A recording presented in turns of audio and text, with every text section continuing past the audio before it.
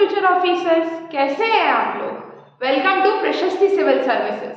जैसा कि आप जानते हैं, हम यूनिट 7 का topic number 6 human body structure पढ़ रहे हैं, जिसमें हम डाइजेस्टिव सिस्टम पढ़ रहे थे, जिसके बारे में लास्ट 2 वीडियोस में हम कुछ डिस्क्रिप्शन ले चुके हैं, जिनकी लिंक आपको डिस्क्रिप्शन बॉक्स में मिल जाएगी। लास्ट वीडियो में जो हमने पढ़ा था वह था स्टमक यानी अमाशय, जिसके बारे में हम वीडियो में पढ़ चुके हैं।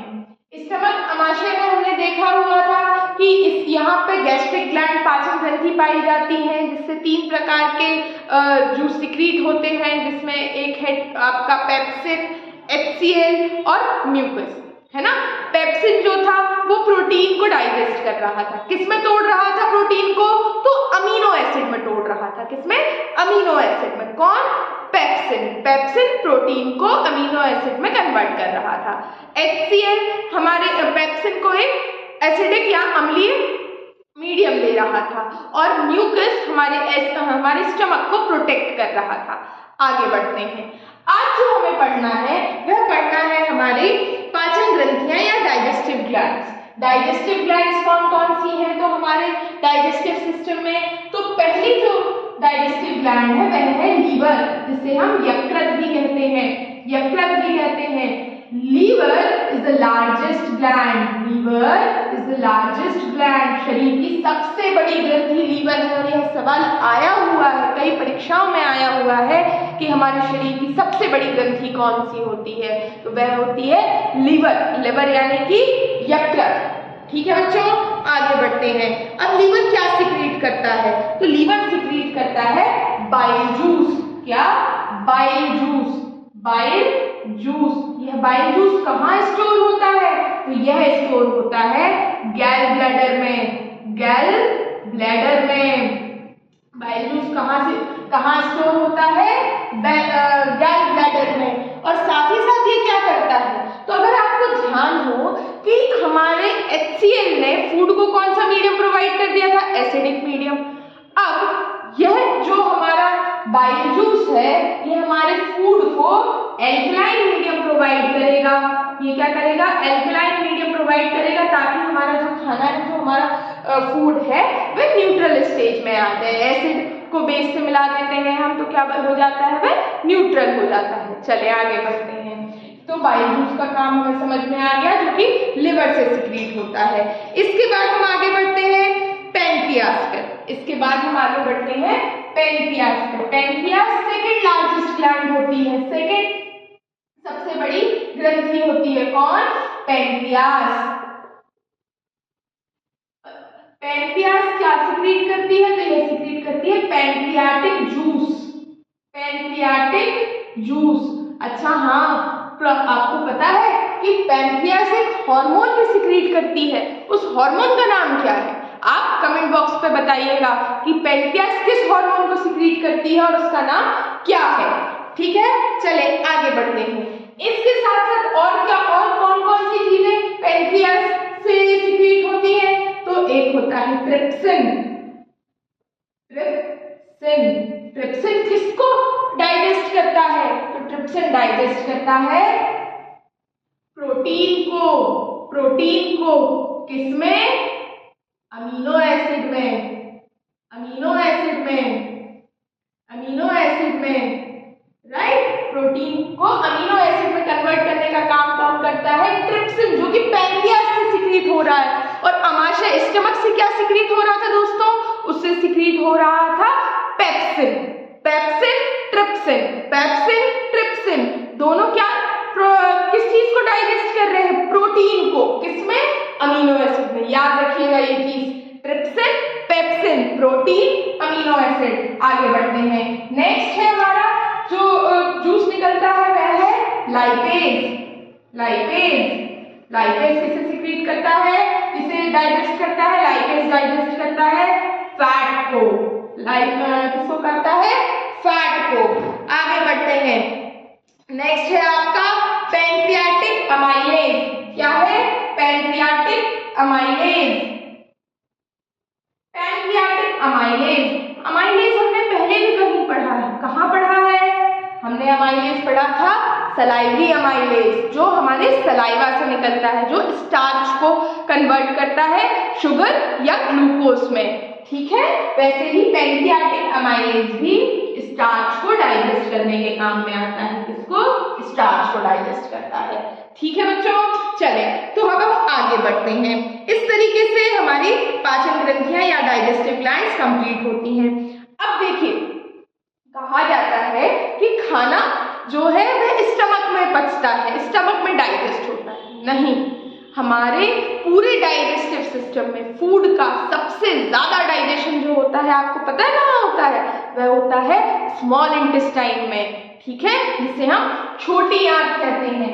और ये जो छोटी आंत होती है ना दोस्तों, यही हमारे पूरे के पूरे एलिमेंट्री कैनाल की, जो कि 9 मीटर लंबी एलिमेंट्री कैनाल है, उसका सबसे लंबा हिस्सा होती है, उसका सबसे लंबा हिस्सा है। अच्छा, तो अगर ये सबसे लंबा हिस्सा है तो फिर इसे स्मॉल इंटेस्टाइन क्यों कहते हैं? इसे तो लार्ज इंटेस्टाइन कहना चाहिए। तो बेटा, जो स्मॉल इंटेस्टाइन है ना, उसका डायमीटर छोटा है, इसलिए इसे स्मॉल इंटेस्टाइन कहते हैं। और लार्ज इंटेस्टाइन का डायमीटर बड़ा है, इसलिए उसे लार्ज इंटेस्टाइन कहते हैं। चलिए, तो स्मॉल इंटेस्टाइन के 3 पार्ट होते हैं। अगर हम स्मॉल इंटेस्टाइन की बात करें या छोटी आंत की बात करें तो इसके 3 पार्ट हैं। इसके 3 पार्ट हैं। कौन कौन से 3 पार्ट हैं? एक है ड्यूडेनियम, एक है आपका जेजुनम और तीसरा है आपका इलियम। क्या है आपका? ड्यूडेनम,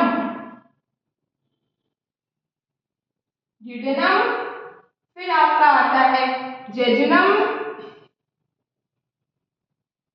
और लास्ट आपका आता है इलियम, ठीक है।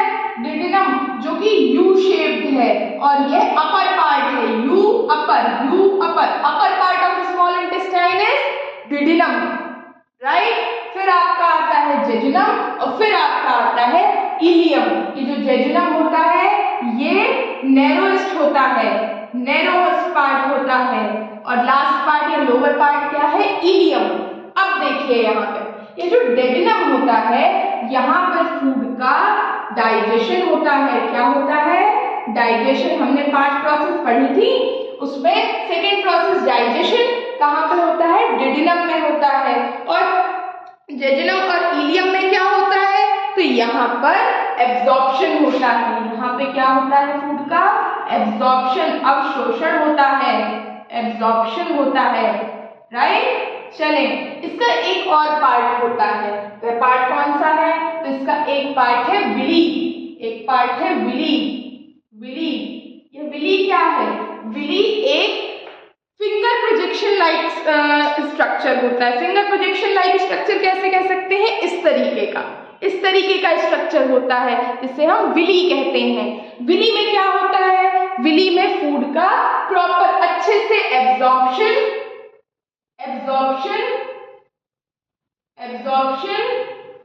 और एसिमिलेशन होता है। एब्जॉर्प्शन और एसिमिलेशन होता है। कहाँ होता है? किस पार्ट में होता है? विली में होता है। अच्छा, एक चीज और यहाँ पर बताना है कि जो फूड हमने खाया हुआ था, जो स्टमक में गया था, स्टमक से कहाँ पहुंचा है? स्मॉल इंटेस्टाइन में। स्मॉल इंटेस्टाइन में खाना आने के बाद इन 3 हिस्सों से गुजरता हुआ विली पे पहुंचता है, जहाँ पे उसका एब्जॉर्प्शन और एसिमिलेशन दोनों होता है। अब जो बचा, यहाँ पे मैक्सिमम डाइजेशन होता है। मैक्सिमम डाइजेशन ऑफ फूड कहाँ पर होता है? स्मॉल इंटेस्टाइन में। क्या होता है? मैक्सिमम डाइजेशन होता है। दोस्तों, आपको इन ये जो टॉपिक्स हम पढ़ रहे हैं, इनसे रिलेटेड सभी क्वेश्चंस आपको हमारे टेलीग्राम चैनल पे मिल जाएंगे। प्लीज उन्हें सॉल्व कीजिएगा और आपकी जो प्रिपरेशन है उसे और स्ट्रॉन्ग बनाइएगा। चले आगे बढ़ते हैं। स्मॉल इंटेस्टाइन के बाद अब जो फूड है वो कहाँ पहुंचेगा?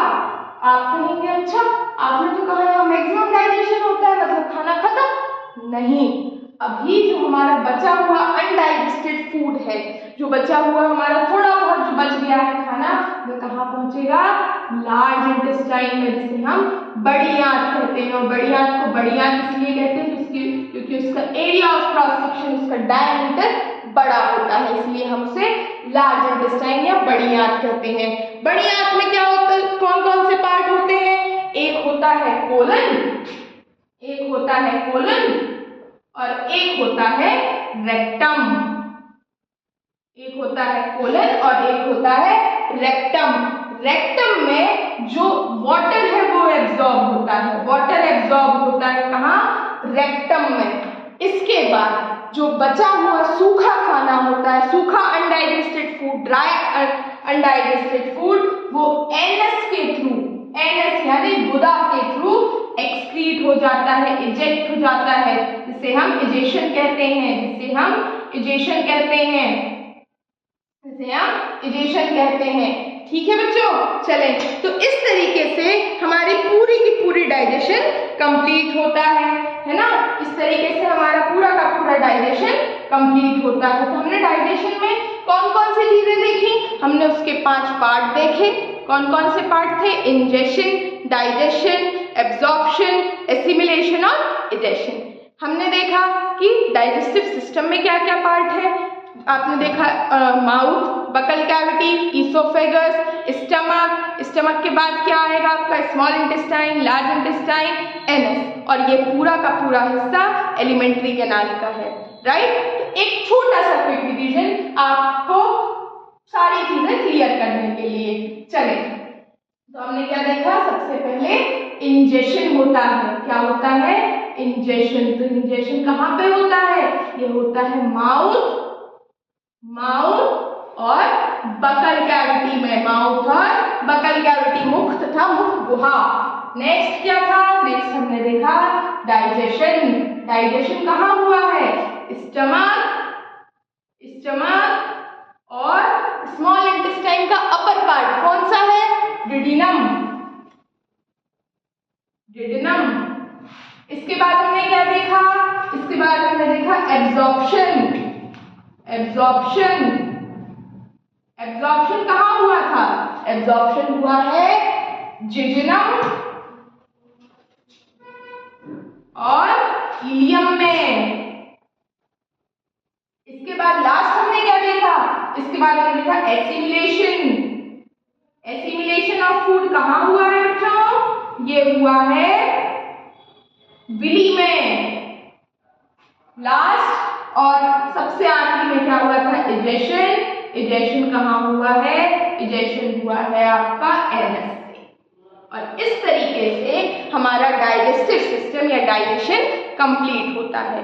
यदि आपको वीडियो पसंद आई है तो प्लीज लाइक, शेयर, सब्सक्राइब और साथ ही साथ टेलीग्राम चैनल पर जाके क्वेश्चंस को सॉल्व करना ना भूलें, बिकॉज जितने ज़्यादा क्वेश्चंस आप सॉल्व करेंगे उतनी ज़्यादा आप कामयाबी के नज़दीक जाते जाएंगे। All the best to all of you. Thank you. जय हिंद।